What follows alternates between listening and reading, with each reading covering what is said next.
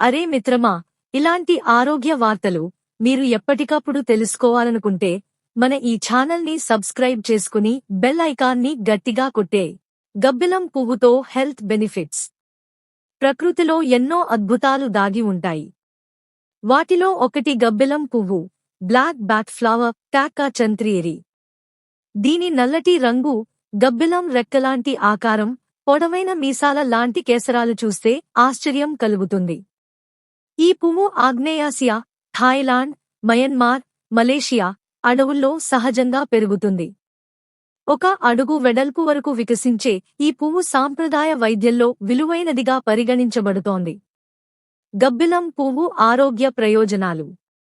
ఈ పువ్వు రైజోమ్, కాండం ను శతాబ్దాలుగా చైనీస్ వైద్యంలో ఉపయోగిస్తున్నారు. దీనిలోని క్లోరోజెనిక్ ఆసిడ్, టాకాలోనోలైడ్స్ వంటి సమ్మేళనాలు ఆరోగ్యానికి మేలు చేస్తాయి. ప్రధాన లాభాలు: అధిక రక్తపోటు నియంత్రణ. రక్తనాళాలను విశ్రాంతిపరచి రక్తపోటును సాధారణ స్థాయిలో ఉంచడంలో సహాయపడుతుంది. గ్యాస్ట్రిక్ అల్సర్లు, జీర్ణ సమస్యలు. పొట్టలోని వాపు, అల్సర్లను తగ్గించి జీర్ణక్రియను మెరుగుపరుస్తుంది. హెపటైటిస్ లివర్ ఆరోగ్యం. కాలేయంలోని వాపును తగ్గించి లివర్ ఫంక్షన్ను సపోర్ట్ చేస్తుంది. క్యాన్సర్ నిరోధక గుణాలు. టాకాలోనోలైడ్స్ అనే సమ్మేళనాలు క్యాన్సర్ కణాల పెరుగుదలను అణచివేసే సామర్థ్యం ఉన్నట్లు ప్రయోగశాల పరిశోధనలు చూపిస్తున్నాయి. ఇవి మైక్రోట్యూబ్యూల్ స్టెబిలైజర్లుగా పనిచేసి క్యాన్సర్ చికిత్సలో ఆశాజనకంగా ఉన్నాయి. యాంటీ ఇన్ఫ్లమేటరీ, యాంటీఆక్సిడెంట్ ప్రభావం. శరీరంలోని వాపు, ఫ్రీ రాడికల్స్ను తగ్గించి రోగనిరోధక శక్తిని బలోపేతం చేస్తుంది. ఎలా ఉపయోగించాలి?